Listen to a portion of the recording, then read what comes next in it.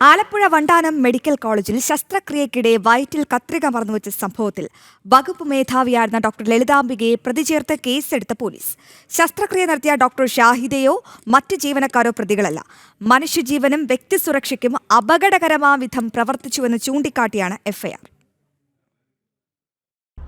ശസ്ത്രക്രിയയ്ക്കിടയിൽ വയറ്റിൽ കുടുങ്ങിയ കത്രിക മൂലം 5 വർഷത്തോളം വേദന അനുഭവിച്ച ആലപ്പുഴ പുന്നപ്ര സ്വദേശി ഉഷ ജോസഫിന്റെ ബന്ധുവിന്റെ പരാതിയിലാണ് പോലീസ് കേസെടുത്തിരിക്കുന്നത്. BNS 125, 125A വകുപ്പുകൾ ചുമത്തിയാണ് കേസ്. അമ്പലപ്പുഴ പോലീസാണ് കേസെടുത്തിട്ടുള്ളത്. ഇന്നലെ ഉച്ചയ്ക്കാണ് ഉഷയുടെ ബന്ധു മാഗ്രറ്റ് അമ്പലപ്പുഴ സ്റ്റേഷനിലെത്തി പരാതി സമർപ്പിച്ചത്.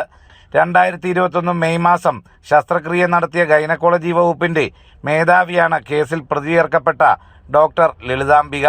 കത്രിക ഏറെക്കാലം വയറ്റിനുള്ളിൽ കുടുങ്ങിയാലും ഒന്നും സംഭവിക്കില്ലെന്ന വിചിത്രവാദവുമായി ഡോക്ടർ ലളിതാംബിക രംഗത്തെത്തിയത് ഏറെ വിവാദമായിരുന്നു.